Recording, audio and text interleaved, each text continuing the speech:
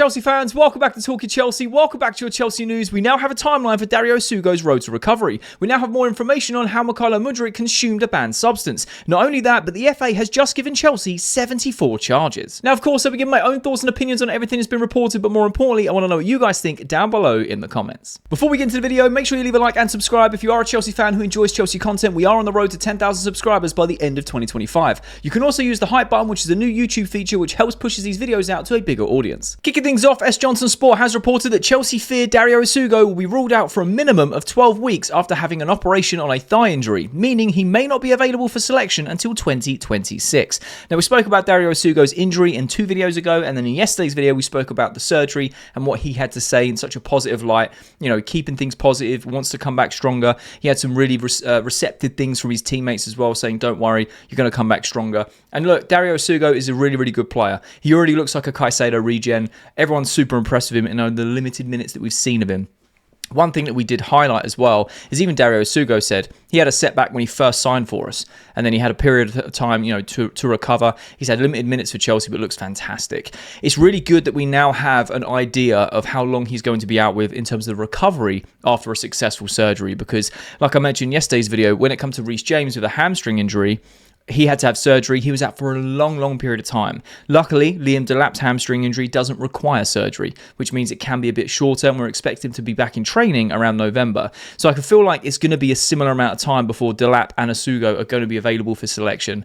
Now, with Essugo, there's no rush to get him back, which is a nice thing, because we do have the likes of Caicedo, Enzo, Andre Santos, other players, Romeo Lavia, if he could stay fit, that can play in his position if needed. It was more as cover. Obviously, he's a like-for-like replacement for a player like Caicedo to give him some rest this season, but it looks like he will not be getting rest for the foreseeable future. But we do know that Caicedo can take that type of pressure and workload on his back. I'm just hoping that we don't burn him out and we can rotate him and swap him out with other players during games where almost like the job is done, or, there's less pressure on Caicedo specifically. But it's really good that Chelsea is saying, they fear he's going to be out for about 12 weeks in recovery. To be honest, I'm not a surgeon. I don't work in the healthcare system, but it sounds about right. If you're going to be doing physical activity as a professional athlete after a surgery like that, 12 weeks sounds about right. Hopefully, it's a speedy recovery, and it is a bit less than 12 weeks because it would just, relieve a bit of pressure off of the player. And also, we want to see Essugo play as much as we can this season, especially with the likes of Champions League and all these competitions that we want to be competing in till the latter stages of across the board, right? We want to be seeing him play. He's going to have a vital role. If he was fit, he's going to have a vital role in that rotation that Enzo Maresca likes to do, especially in that midfield. It's stacked in terms of Caicedo, Santos, Enzo Fernandez, etc. But it's nice to have a timeline. It's nice to have a timeline, and I like that the Chelsea medical staff and Chelsea in general are moving very quickly with the likes of Delap and with Essugo in terms of, assessing what the issue is, treating the issue, and then having a road to recovery. 12 weeks isn't the end of the world. It's a long time in football because a lot of games are going to get played between now and the next 12 weeks, for sure, going into that festive period where there's so many games. It's almost like a game a day. I know it's not literally that, but it feels like it sometimes as a fan. And we love it because there's so much football that we get to enjoy our team play. But for the players, it's a very hectic schedule. So hopefully he can take that time to recover, come back stronger, take a little bit of time that he needs rather than being rushed back, rather than someone like Liam Delap, who, yes, we've got covered with Mark Guiu, and obviously João Pedro can play there as well. But there's a little bit more pressure on the player like Delap to come back because we need him in that squad as he's part of those 2 starting 9s in rotation that Maresca wanted. Now, obviously, Mark Guiu is going to get game time. I want him to do very, very well. But having Delap back is obviously a big, big boost. Essugo has a little bit less pressure because of the players and caliber of players he's got in his position that we can rotate through. So it's just nice to know that there's a 12-week plan at least. Hopefully it's less. Hopefully it's not longer as well. And hopefully he has a speedy recovery. So let me know your thoughts and opinions down below regarding Dario Essugo's road to recovery. Do you think 12 weeks is about right? Does it sound too long? Do you feel like he's going to come back stronger? Do you also feel that there's less pressure on him because of the types of player that we can rotate within that midfield? Let me know your thoughts down below. Scout Eraser has reported what Ukrainian journalist Igor Burbas has said about Mudryk. He says Mudryk received a stem cell injection from the Ukrainian NT physio to aid recovery after the player reported experiencing discomfort and not being able to play at full capacity. It is reported that the stem cells were derived from a cow that may have been exposed to the banned substance meladonium. This blows my mind. Now, I'm not a stem cell researcher guy. I'm not a scientist. I don't know anything about sports science, right? I'm just like everyone else who can just kind of read things, try and digest it, and try and learn about things.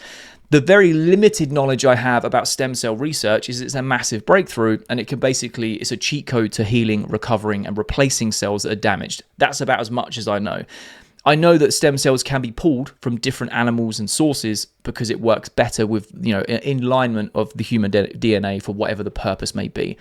So the fact that Mudryk was saying, I've got a bit of discomfort, I can't play at full capacity, I need some help, and they've gone, we'll do some stem cell, it will speed things up, you have a little bit of a recovery session, and then, it should be getting into your system and you can kind of crack on.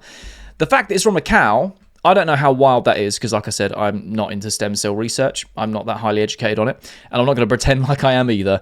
It just seems a bit wild to me, but again, it's not unheard of. They use it from many, many animals, right? I even saw a few months ago, stem cell research from like lizards and sharks, because they found that they might have some beneficiary cells within that can help humans with like blindness and regenerative things like liver things as well. It's wild, that whole entire world, but it's derived from a cow that may have been exposed to meladonium. I don't know how 100% true this source is, or if it's just something that was kind of reported alongside the Mudryk case, because this has been going on for a long, long time. Whether it's waiting for the verdict for how long the charge is going to be, because the FA have already said that he's guilty. He even pled guilty, saying I wasn't aware of it, but I consumed something I shouldn't have, worked with the FA, etc. We're still waiting on the actual date and the confirmed length of the ban.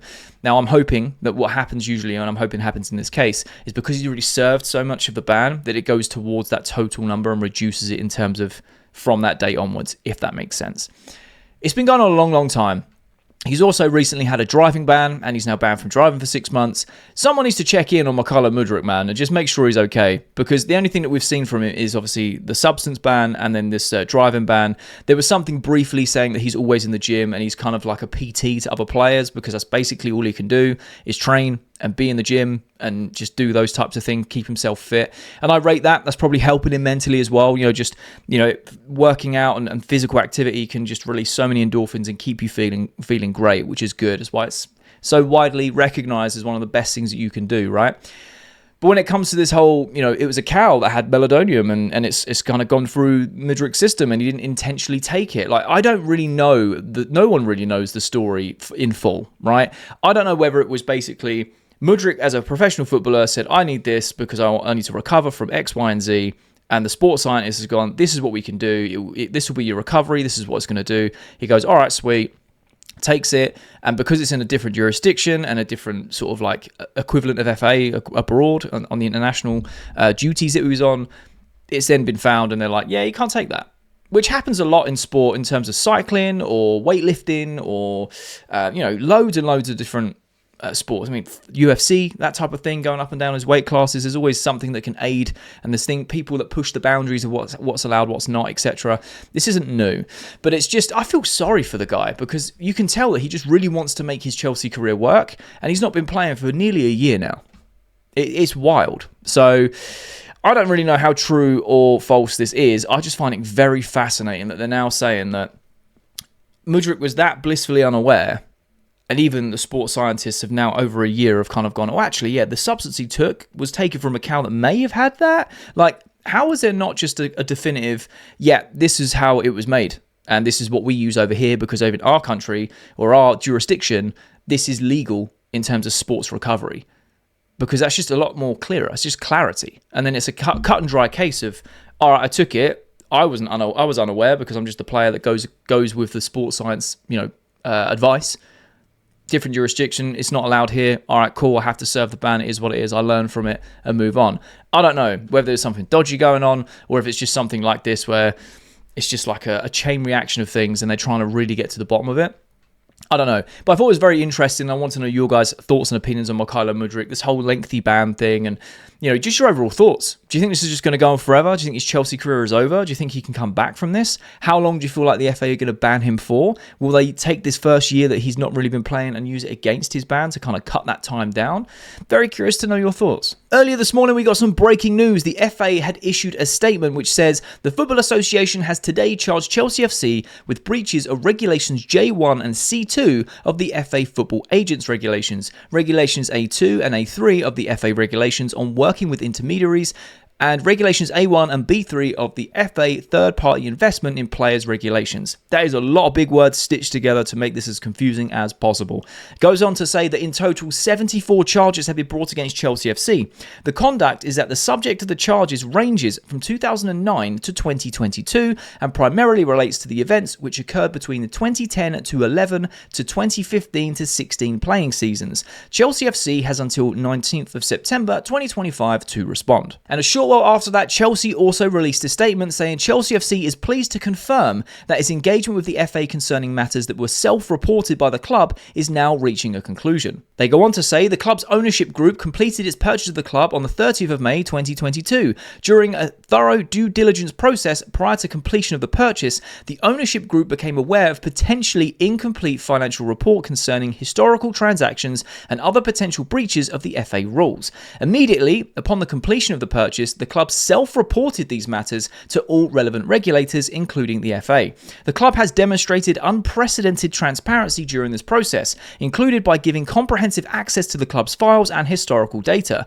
We will continue working collaboratively with the FA to conclude this matter as swiftly as possible. We wish to place on record our gratitude to the FA for their engagement with the club on this complex case, the focus of which has been on matters that took place over a decade ago. Now, I'm not going to sit here and pretend like I know everything of what was said in the FA statement. Like I said, there's a lot of big words stuck together just to make it as confusing as possible. Same with contracts, etc. You know, there's just some ways that things are written. So what I did is I put this into ChatGPT 5 and I said, explain this to me like I'm a 5-year-old so we can really break it down in the simplest form and understand what's been done, why Chelsea have done this, and what the potential outcomes are going to be. Now, we know that Chelsea reported this themselves, and this was reported back in January, that we were already going through the books prior to the purchase, and they said, oh, this doesn't quite look right. We want to let the FA know and let them deal with it, and hopefully we don't really get in any too much trouble because we're the new owners, and we're basically doing good by saying, hey, we found these don't look right, but it's nothing to do with us. However, this is what ChatGPT 5 broke down. I've done it in little sections here. So I said Chelsea's a football team, obviously. The people who make the rules for the football is called the FA. FA think Chelsea broke the rules a lot of times, 74 times. These rules are about things like how the team talks to agents, the people who help players move between teams, how the team works with players, and how money is used when signing players. The FA says Chelsea did these things wrong many years ago, most likely between 2010 and 2016, and Chelsea now have till September 19th, 2025 to say what they think about it. If Chelsea really broke the rules, the people in charge, the FA, can punish them. The punishments could be things like a fine, Chelsea may have to pay a lot of money, a warning, the FA could say don't do this again, restrictions, they might tell Chelsea they can't do certain things with players or agents for a while, or a points deduction. This is a big one. Chelsea could lose points in the league table, which makes it harder for them to win games overall. So the FA is basically saying, Chelsea, we think you broke the rules, tell us your side by September 2025, then we'll decide if you're in trouble and how big the punishment should be. I then asked what's the most likely to the worst case scenario of all of these charges, and it broke down saying the most likely is Chelsea will probably get a big fine and pay lots of money. That's what usually happens in these cases because the things they're accused of happened a long time ago, which is over a decade ago, and it's more about the money and paperwork than cheating in games. Possible, but less likely, is transfer restrictions. Chelsea could be told they can't buy new players for a short time. Warnings and rules tightened. The FA may say you must follow new stricter rules. Worst case, but unlikely, points deduction. Chelsea could start the season with fewer points, which makes it harder to finish high in the league, and trophies questioned. In a very extreme case, the FA could look back at titles won in those years, but that almost never happens. ChatGPT then asked me, do you want me to compare the charges between Chelsea and Manchester City and break them down? So I thought, you know what, why not, and let's go through it. So what Chelsea are being accused of is breaking rules about agents, money, and contracts from 2010 to 2016, and the most likely punishment is a big fine. Since it won't be old stuff, it's probably not going to affect their points now. In terms of Manchester City, what they're accused of is over 100 charges for hiding how much money they really spent and earned over many years. Why is bigger is because it could mean they broke rules about fair play while winning titles. The possible punishment could be a huge, massive fine, 2 points deductions, even being kicked out of the league, though that's extreme. Their case is still ongoing. Now, there is a lot to this, and I thought this would really help people like myself who aren't massively highly educated in terms of the FA rules and clauses and jurisdictions, and really just simplify it.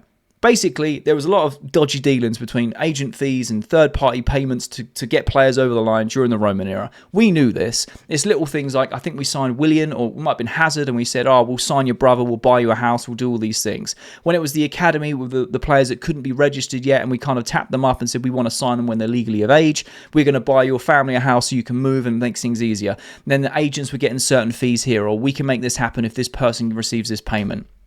This is something that was going on for a long, long time. And to be honest, I'm not really worried about it too much because it was self-reported. It was when the new owners came in and said, look, these ain't right. Please have a look at it. Let us know what it's going to be. Realistically, Chelsea are probably going to get a huge fine, potentially a transfer ban, which in my opinion doesn't really matter because we've bought about 400 players in the last 4 windows and sold about 400 players. The squad is in a very good position. I don't think a transfer ban would happen. I do feel like it will be a massive fine. We might even get that reduced a little bit because of the due diligence of the new owners saying, look, we appreciate you bringing this to our attention and you still have to take some form of punishment, but it wasn't specifically you guys that made these errors. Something still needs to be done, so we might give you a lighter sentence. I don't think there'll be a points deduction because it makes literally no sense to punish us this season for something that happened 10 years ago under a different ownership, different squad, different everything. And it is widely different to the Man City case, which I believe they're looking to settle certain cases within those charges that reduce it massively as well. Completely different thing ongoing there. It's 2 widely different things. So it's not as scary as it seems. It's really not as scary as it seems because Chelsea instigated this. They could have swept it under the carpet and just hoped that nothing happened. But they actually just said, yo, we found these. These ain't right and these are nothing to do with us. So, yeah, maybe a fine. Huge fine. Potentially a transfer ban. No trophies are going to be taken. Nothing like that. It seems a lot worse than what it actually is if we're really being honest about it because of all the scary words and because of the way it's worded, right, in terms of like big statement. Even Chelsea come out and said, we've been transparent. We spoke to these guys about it. We're going to work with them all the way because we want to get to the end of it. We want to do what's right. Obviously, the way that the new ownership are running the club is very, very profitable currently, and it's very sustainable long term in terms of generating revenue from player sales and winning trophies, and the way that we're running it, it's in a lot healthier of a position, and they want to do everything above board, and they have to because the conglomerate Blueco that own them have billions and billions of assets worldwide for massive institutions. They have to be doing things above board. So it's the right thing to do. It kind of reminds me of like Recess. I don't know if any of you guys are old enough to remember Recess. It was a show that I used to watch as a kid.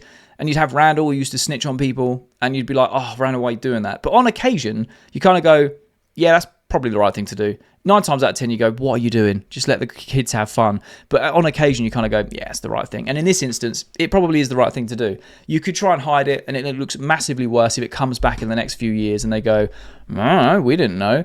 Even though there's huge due diligence of buying a club of Chelsea's size with all the paperwork and finances and assets involved with someone like Blueco, it would look massively. It would backfire on them if they didn't do their due diligence. So it seems a lot worse than it is. I don't think we're going to get a points deduction. I don't think we're going to lose any titles or anything like that. I think it's just going to be a huge fine that may be reduced because of the cooperation from Chelsea's side. And obviously, that is going to come to a conclusion relatively soon. I find it wild that we're probably going to get a conclusion of this before the Man City charges. And I know that there's a lot more of it. But it's been going on for nearly a year now. We've heard absolutely nothing other than some whispers a few days ago that Man City are looking to settle in court over a certain part of the charges. That blows my mind. But hey, we haven't got anything to worry about as Chelsea fans, in my opinion. I could be horribly wrong. And again, if you're more educated on this, please let me know in the comments. Because like I said, I got ChatGPT 5 to break it down like I was a 5-year-old to try and understand it and explain it and kind of share it with you guys who also may not have the knowledge. But some of you may do. So please let me know your thoughts and opinions down below regarding this.